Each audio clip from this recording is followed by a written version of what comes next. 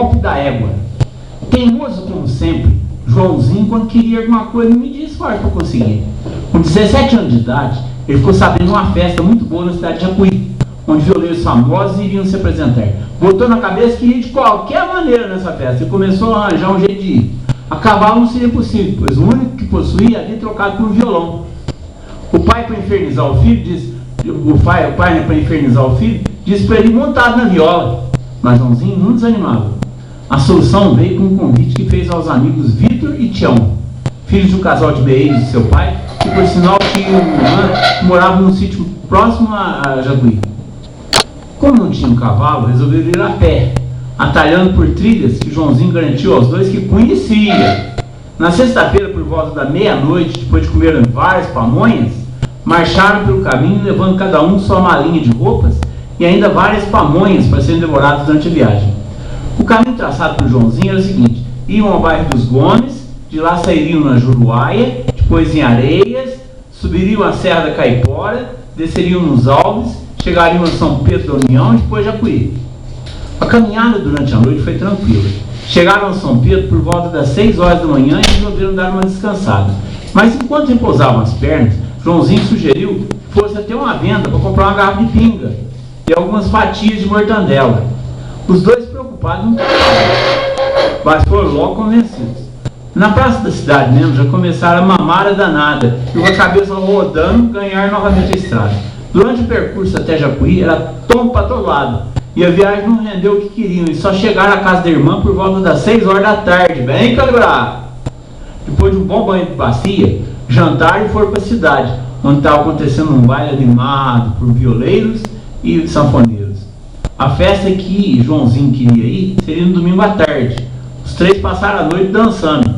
E Joãozinho, como sempre, arrumou uns amigos e também animou o baile com um violão que conseguiu emprestado. Já amanhecendo, e com a cabeça cheia de cachaça, voltaram para a casa da irmã. Com medo de perder a festa, Joãozinho levantou-se logo cedo e apressou os amigos para voltar à cidade. A praça central da cidade estava toda tomada de gente. Os três deram um balanço nos bolsos e, com o que tinham, compraram algumas garrafas de vinho, do mais barato, e encheram a cara a tarde toda. Da festa, Joãozinho lembra somente do momento em que chegaram, quando estava se apresentando a dupla Tatão e Loriano, da qual ficou amigo depois de alguns anos na estrada. O resto do vinho não deixou lembrança. Por volta da meia-noite, resolveram voltar para a casa da irmã. Só que a cabeça não funcionava bem. Rodava tudo em volta. E as pernas não suportavam o corpo que pendia para todos os lados. Era tombo para todo lado. Quando um caía, o outro tentava ajudar e caía também. Assim por até chegar, já amanhecendo ao sítio, que ficava a poucos minutos do centro da cidade. A segunda-feira foi triste para os três. Acordaram cedo, mas não tiveram coragem de partir de volta para o Morro Preto. Quando pensavam em caminhar tudo aquilo a pé novamente, desanimavam. Foi aí que o cunhado de Tião e Vitor se lembrou que a égua que estava com ele era o sogro e pediu para que eles a levassem de volta. Joãozinho já se sentiu melhor, pelo menos não iria caminhar tudo de volta. Mas o cunhado não deixou os três partirem naquele dia. Saiu na terça-feira bem cedo. Antes mesmo de amanhecer, comeram arroz com feijão e torresmo que a irmã preparara e saíram. Poucos metros depois do sítio, Joãozinho se jogou no chão e disse que o torresmo não havia caído bem. O colega desceu da égua e lhe ofereceu para cavalgar, o que foi logo aceito. Ele não falava nada lá de cima, observava os dois caminhando lado a lado da égua, cada um segurando uma parte das rédeas, parecendo que estavam entregando os pontos. Depois de alguns quilômetros, um deles se virou para o Joãozinho e perguntou se já havia melhorado. Não querendo se aproveitar muito dos companheiros, afirmou e desceu dando lugar ao outro. Andaram um pouco e logo o Joãozinho reclama de dor novamente. O amigo desce e lhe dá lugar na égua. Depois de estar montado, ele fingia contorcer para que os amigos ficassem com pena dele e não lhe pedisse lugar de novo. E assim foi, os três se revezando, mas Joãozinho sempre aproveitando mais tempo no lombo da égua. Quando se aproximaram do pequeno ribeirão que atravessaram na ida, avistaram um imenso rio. A chuva do dia anterior havia inundado tudo ali. Procuraram pela pequena pinguela e a encontraram com a água passando rente a ela. Os três passariam, mas e a danada da égua? Como iriam passá-la para o outro lado? Se ela entrasse com certeza, a correnteza levaria para longe.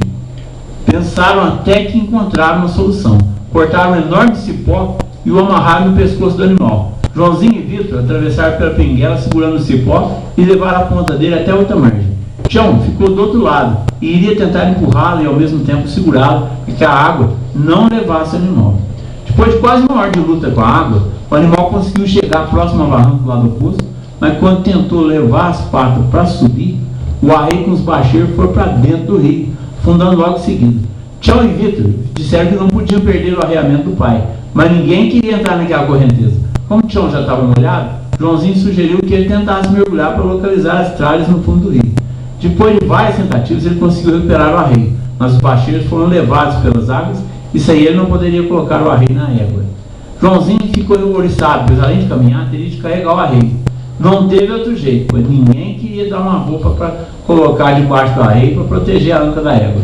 Caminharam 5 km até um sítio próximo e conseguiram alguns sacos de estopa, e a viagem do animal começou. Além dos sacos, o dono do sítio deu aos três uma jarra enorme, cheia de garapa feita na hora. Com ressaca e cansado da viagem, a jarra foi consumida num segundo. Partiu com o Tião montado, mas logo na frente, Joãozinho caiu no chão dizendo que a garapa não estava lhe fazendo bem. Tião apiou e deu lugar a ele, que como sempre, quando montava, esquecia de oferecer o lugar depois aos amigos. Aproveitou o quanto pôde da humildade e simplicidade dos amigos, mas quando já estavam próximos ao Morro Preto, Joãozinho apiou ao lado do rio que costumava nadar quase todos os dias, e disse aos dois que queria ficar por ali nadando antes de chegar em casa. Vitor e Tião ficaram observando o modo de Joãozinho saltar do barranco para dentro do rio. Trocaram um olhar de desconfiança, pois para quem estava doente há pouco tempo, as acrobacias do alto do barranco pareciam estranhas aos dois. Vitor até chegou a perguntar se ele não estava mais doente. A resposta veio meio sem graça, meio disfarçado, que já estava melhor. Os dois chegaram em casa e foram direto falar com a mãe de Joãozinho. Contaram o acontecido com eles, e quando falaram na doença do amigo, a mãe conhecia bem o filho e disse a eles que aquilo era só firula, para não andar a pé. Os dois partiram atrás de Joãozinho, que sofreu para convencer os amigos de que de fato estava doente. O pai dele veio logo em seguida buscá-lo, pois sabia que ele havia ficado nadando no rio para não ter trabalhado naquele dia na roça. Esse é o Joãozinho doença, minha gente.